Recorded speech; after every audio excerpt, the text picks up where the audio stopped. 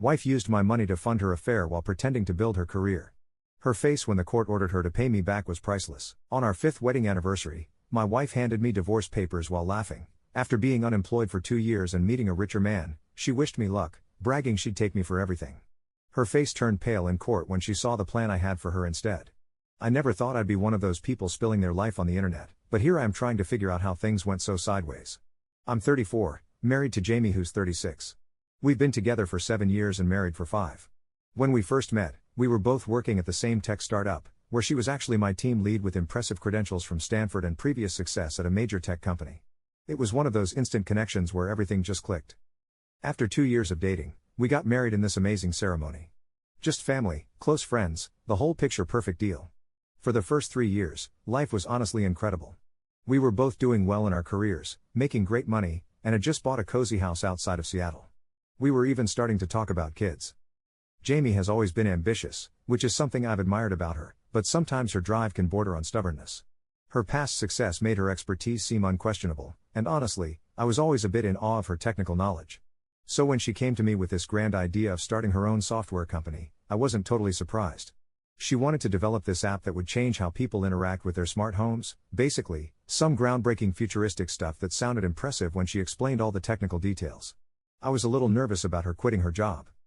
I mean, $150,000 a year is nothing to sneeze at. But I wanted to support her. That's what a good husband does, right? Everyone around us kept saying how lucky she was to have such a supportive spouse. We had savings and I was still working, so we figured we could swing it. She promised me it would take 6 months to get a prototype ready and find investors. I thought, okay, we can do 6 months. But 6 months turned into a year and then a year turned into 2. Our savings? Almost gone. Meanwhile, I was covering everything: our mortgage, utilities, groceries, even her health insurance. I was working longer hours and cutting back on extras just to keep us afloat. Every time I asked how the app was coming along or if there was any investor interest, she'd get defensive, making me feel technically inadequate, like I didn't understand the complexity of what she was building. When I'd express concerns about money, she'd subtly remind me of her past success and how I was failing to believe in her during her vulnerable career transition. Friends and family kept telling me how progressive I was for supporting my wife's dreams, making it harder to voice my doubts. Around year 2 of this startup journey, I started noticing weird changes in her.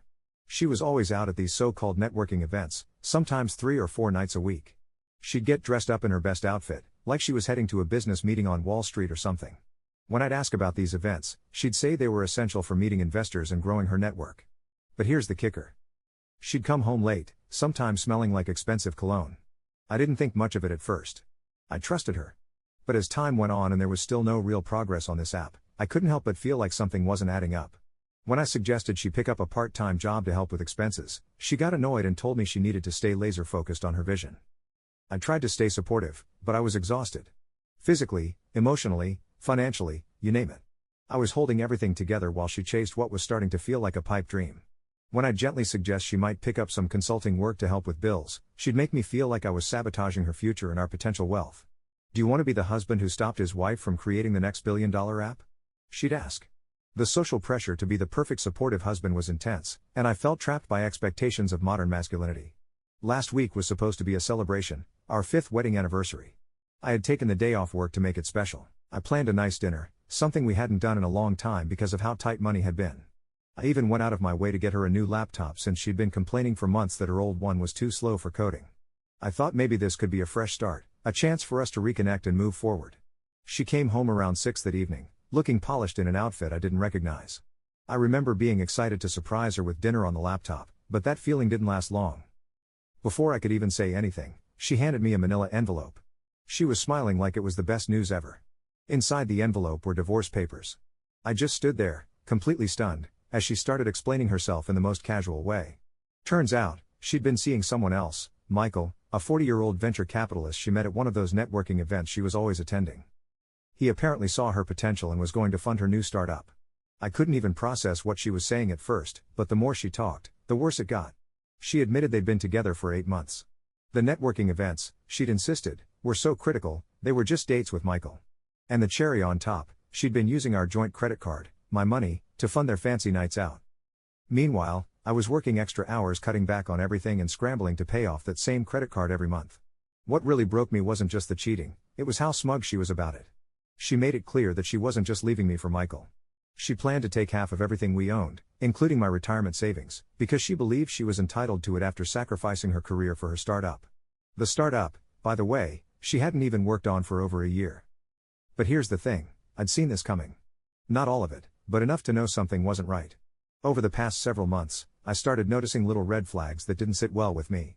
Her defensiveness when I asked about the app, the vague answers about her networking events, the way her laptop was always shut whenever I came into the room. I didn't want to jump to conclusions, but I also couldn't ignore my gut. I started documenting everything. I kept records of every single expense I covered while she was building her dream. I tracked all the charges on our joint credit cards, including the ones that didn't add up. And 6 months ago, I went a step further. I installed cameras in our home office. That's when I got real confirmation. I called her on video admitting to a friend that she wasn't working on the app at all. Instead, she was just biding her time while looking for a better option in the dating world. That was when I decided to protect myself. For the past 3 months, I'd been quietly meeting with one of Seattle's top divorce attorneys. Together, we built a solid case, financial records showing I had single-handedly supported us for 2 years, evidence of her infidelity and proof that she'd wasted marital assets on her affair. In Washington state, infidelity might not directly affect the divorce outcome, but wasting marital funds on an affair? That matters. The day after she handed me those divorce papers, I filed my own petition. Not only did I have the receipts, literally, but I also had a legal team ready to go. She thought she was blindsiding me. But the truth is, I've been preparing for this moment for months. When we showed up in court for the initial hearing, I could literally see the color drain from Jamie's face. My lawyer laid out all the evidence, and when the judge heard how Jamie had spent over $50,000 of my money on expensive dates, hotels, and lavish gifts for Michael, her expression was priceless. The real gut punch came when the judge took particular interest in the footage I had of Jamie admitting to manipulating me. She thought she could pull one over on me, but the tables had turned. At first, the judge seemed skeptical of my claims. There were uncomfortable questions implying that maybe I hadn't been supportive enough of my wife's entrepreneurial efforts. But when my lawyer methodically presented the evidence of financial misuse and the video confession, the court eventually ruled in my favor, granting me temporary control of our joint assets. That meant freezing our accounts and keeping the house for now. I'll admit, part of me felt a huge sense of relief, at least for the time being. I could breathe without worrying about her draining every last penny while I was left holding the bag. The judge specifically noted that this case wasn't about gender but about documented financial exploitation. Since the hearing, though things have gotten even crazier, I found out that Jamie had been inflating the seriousness of her relationship with Michael. Yes, he's wealthy, but here's the twist, he's married too. When his wife found out about the affair, she threatened to cut off all financial support that Jamie had hoped to rely on. So just like that, Michael ghosted her completely. He left her high and dry with nothing. Now, Jamie has been blowing up my phone non-stop, sending a mix of messages. 1 minute she's begging me for forgiveness, saying she'll do anything to fix things. The next, she's threatening to destroy me if I don't withdraw my divorce petition. It's honestly exhausting. She's been crashing on her friend's couch, claiming she's broke and can't afford a lawyer because I froze our joint accounts, something I was legally allowed to do, by the way. If that wasn't enough, her friends and relatives are bombarding me with messages of how I should rethink my decisions. Otherwise, I will lose a good woman. I have to admit, I feel a mix of emotions. On one hand, I feel completely vindicated. She treated me like nothing more than the source of income, and now she's paying for it. But on the other hand, it's heartbreaking. It's hard to see someone I once loved so much in this state, especially when I never imagined it would end this way. Part of me just wants to drag this out as long as possible, to make her feel the consequences of her actions. I want her to suffer for betraying me, for throwing away 5 years of marriage, and for treating me like an ATM. I feel justified in wanting that. But at the same time, I'm also exhausted. I just want this whole mess to be over so I can move on and rebuild my life without constantly looking over my shoulder or dealing with her manipulation. I'm stuck in this weird limbo of trying to figure out how far I should push. Should I be generous with a settlement since we were married for 5 years? I don't know. I keep thinking about what's fair and what will allow me to heal. At the end of the day, I just want peace. So I'm reaching out to see if anyone's been through something similar or if anyone has advice on how to navigate this emotional and legal roller coaster. I'm torn between doing what feels right and being more merciful for the sake of closure. Update 1. First off, I just want to say thank you all for the overwhelming support. Seriously, your comments and advice have meant the world to me. I've read every single one and honestly, they've helped me keep my head above water during this entire nightmare. So, here's what's happened since my last post. Yesterday, things took another wild turn. Jamie showed up at my workplace, and it was just chaos. She caused a scene in the lobby, literally crying about how she'd made the biggest mistake of her life, and how Michael had taken advantage of her vulnerability. And I don't even know what to say about that. She made it sound like she was some kind of victim in all of this. Anyway, security had to step in and escort her out, which was honestly embarrassing for her, but I didn't have any sympathy at that point. Naturally, I didn't waste any time. I called my lawyer immediately, and she filed for a temporary restraining order. The judge granted it this morning. That felt like a small victory for me. At least now, I have some protection from this whole emotional roller coaster she's been putting me through. It gets crazier, though. I've been hearing through mutual friends that Jamie has been telling people I was emotionally abusive and that I forced her to quit her job to start the company. It's honestly laughable because anyone who knew us back then can tell that it was completely her idea. I even tried to talk her out of it, telling her she was throwing away a solid career and that we should play it safe for a while. But I had all our texts, messages, and emails from that time saved, showing that I was against the idea and that it was all her pushing for it. My lawyer says this whole attempt to tarnish my reputation is just going to hurt her case. It's almost like she's grasping at straws, but I'm ready for whatever she throws my way. The real kicker? Michael's wife. Yes, his wife. Reached out to me. Apparently, Michael isn't even divorced yet. They're just separated. The whole millionaire venture capitalist persona he sold Jamie, it's a lie. He had told her that he was worth millions after a big tech exit, but it turns out most of his assets are still tied up in his ongoing divorce. He had been stringing Jamie along, telling her that once his divorce was finalized he'd help fund her startup. I couldn't help but laugh at the karmic timing. It's like the universe was just waiting to expose the truth. For now Jamie is left with nothing. Since then, I've been processing a lot. The fact that she was willing to throw away everything for someone who wasn't even being honest with her just blows my mind. And that she's trying to play the victim when she's the one who messed up. It's not lost on me, but it's also hard. There's still that small part of me that wishes she'd own up to her mistakes without trying to manipulate everyone around her. I guess I'm still holding on to the person I thought she was, but every time she does something like this, it gets harder to remember why I ever trusted her in the first place. I've been in touch with my lawyer about the next steps. I'm not backing down from this no matter how many attempts Jamie makes to change the narrative. My goal is to get this divorce settled as quickly and fairly as possible, but I'm not going to let her walk all over me anymore. I'm standing my ground, and even though I'm emotionally drained, I'm not going to let her get away with what she's done. I'm still figuring out my next steps, but I feel a little lighter knowing that I'm taking control. The court decisions, the restraining order, the information about Michael, it's all starting to piece together into some kind of justice. I'll keep you all updated as things progress. Thanks again for being there for me. You are all helping me rebuild my strength, one step at a time. Update 2, things have been escalating fast. After receiving the restraining order, Jamie completely lost it. It was like watching someone unravel in real time. She created multiple fake social media accounts to harass me, flooding my inbox with messages and spreading more lies. It honestly felt like I was living in a nightmare with her trying to paint me as some kind of villain. The worst part was that she started telling people these elaborate stories, claiming that I had embezzled money from our joint accounts to fund a gambling addiction. As if that wasn't crazy enough, she even contacted my parents trying to manipulate them into believing her version of events. It was a low blow, to say the least. Of course, I wasn't about to let her get away with this. I immediately sent all the harassment evidence to my lawyer, including screenshots, messages, and any proof of her violating the restraining order with her online behavior. My lawyer made sure the court knew about all this, and the judge was not pleased. It turns out violating a restraining order doesn't exactly work in your favor. We've got another hearing scheduled for next week, where my lawyer will be pushing for Jamie to pay my legal fees because of all the nonsense she's put me through. Honestly, I am just ready for this to be over. But part of me also wants her to feel the full weight of her actions. Yesterday, I met up with a few of our mutual friends for coffee. It was a strange mix of relief and sadness, honestly. Some of them had distanced themselves when Jamie started spinning her web of lies about me. But now, after seeing how far she's gone and what she's capable of, they're starting to come around. They shared screenshots of messages where Jamie had tried to convince them to lie in court and help paint me as a bad person. The fact that she's been manipulating not just me, but also the people around us just to cover up her behavior, it's disturbing. Luckily, those screenshots are more evidence for my lawyer, so there's that. At least these people are starting to see the truth, even if it came a little too late. Then, out of nowhere, I got a phone call from Jamie's dad today. He was crying all apologies and regret, telling me how sorry he was for everything that had happened.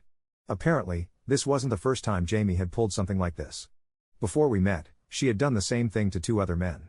She'd used her impressive credentials and technical knowledge to convince them to support her while she pretended to work on big projects that never went anywhere. Her dad explained that her technical expertise was real, she'd been brilliant at her structured corporate jobs, but she'd developed this pattern of using her skills to manipulate rather than create. It's like this has been her pattern, and the fact that her dad admitted it just made me feel worse. He said he had hoped that marriage would change her. But it's clear now that this isn't some recent behavior of hers. It's who she's been for a long time. I honestly didn't know how to respond to him. Part of me wanted to be understanding, but the other part of me just felt like I was being blamed. It felt like he was trying to shift the responsibility onto me, almost like I was supposed to be the one to fix his daughter. He kept saying that I should have known the real her earlier. But how am I supposed to fix someone who's not willing to fix themselves? It wasn't my job to take on the role of her therapist or her emotional caretaker. All I wanted was a partner, someone who would show up for me, not someone I constantly had to pick up after and drag along. It's honestly mind-boggling how after everything, he thought I should just accept this as her nature and somehow make peace with it. It was like he was expecting me to forgive her even though she was still making excuses for her actions. He said he wished I'd known sooner what she was really like, but again, it's like he wanted me to shoulder the blame for not being able to change her. But I wasn't in the business of fixing anyone, especially not someone who refuses to take responsibility for their own choices. I'm still processing all of it. Every time I find out more about Jamie, whether it's her past relationships or her behavior now, it gets harder to keep my emotions in check. I don't want to feel bad for her. She made her choices, and she has to live with them. But part of me still feels heartbroken. It's hard not to, knowing that this isn't just some isolated mistake. This is who she is, and I just ended up being part of a much bigger ongoing pattern. I wasn't the first, and I won't be the last. The legal stuff is moving forward, but it's slow. There's so much to work through. It's tough. But I'm doing my best to stay focused on myself and my own healing. I'm not letting her drag me back into her mess. I'm tired of being caught up in her lies and manipulations. It's hard to push through the emotional weight, but I'm determined to get through it. Every day, I'm getting closer to closing this chapter of my life and starting a new one. I know there's still a long way to go, but at least I'm not alone in this anymore. I've got people who support me, and I'm not going to let her define the rest of my life. Update 3. Hey, everyone. This is my final update, and I'm so sorry for going missing in action. I didn't mean to just disappear like that, but, honestly, the past few weeks have been an absolute whirlwind. It feels like I've been holding my breath this entire time, and now I can finally exhale. I can hardly believe how everything has turned out. I wanted to give you all an update on how the hearing went and everything that happened after. So yesterday was the big hearing, and let me tell you, it felt like watching a house of cards come crashing down. Jamie showed up to court without a lawyer, which honestly wasn't a surprise. Given everything that had come to light over the last few months, I'm sure no one wanted to touch her case with a 10-foot pole. She tried to represent herself, and as you might expect, it was a disaster. The judge started asking her about her claims of working on her startup, and it was painful to watch. She couldn't produce a single line of code, no business plan, and couldn't even give a coherent explanation of what her app was supposed to do. It was like she thought she could just talk her way out of everything, but as soon as she started talking, it was clear to everyone in that courtroom that she didn't know what she was saying. It felt so surreal, watching her try to spin these lies and realizing just how ridiculous they sounded. There was no one buying her story, not the judge, not the court, not anyone. It was honestly almost embarrassing for her. Then came her attempt to explain the $50,000 she spent on Michael. She called it business development expenses, like that was supposed to justify everything. The judge didn't even blink before shooting that down. It was immediately called out for what it was, an outright misuse of our joint funds. I could feel a weight lifting off my shoulders as I watched Jamie fumble and fail to back up anything she'd said. Every time she tried to explain herself, she just tangled herself in her lies more and more. It was like watching someone unravel right in front of you, and I honestly couldn't help but feel a mix of pity and satisfaction at the same time. She'd gotten away with so much for so long, but this time, it was all catching up to her. And then came the ruling. I don't think I've ever felt so relieved in my life. I honestly couldn't believe it. It exceeded even my lawyer's expectations. The judge ruled that I get to keep our house, which was a huge relief. And my retirement savings are safe, too. But the real shocker? While Jamie wasn't ordered to immediately repay the full amount, the judge established a payment plan requiring her to repay a substantial portion, $157,000, of what I'd spent supporting her in her affair over the past 2 years. The judge acknowledged that immediate full repayment might not be realistic but established a lien against Jamie's future earnings from any technology venture. Everything from covering her expenses to my legal fees was accounted for. The judge was very clear about it, citing Jamie's profound dishonesty and calculated financial exploitation as the main reasons for the ruling. The judge specifically noted that the court was setting aside gender considerations and focusing purely on the documented pattern of deception. Hearing that, it felt like the universe had finally righted a wrong. For once, it wasn't me getting screwed over. For once, I wasn't the one being punished for someone else's actions. I felt like I could finally breathe. It was like all the emotional and financial weight I'd been carrying for so long had been lifted. It wasn't just about the money, though that certainly helped, but it was more about the justice of it all.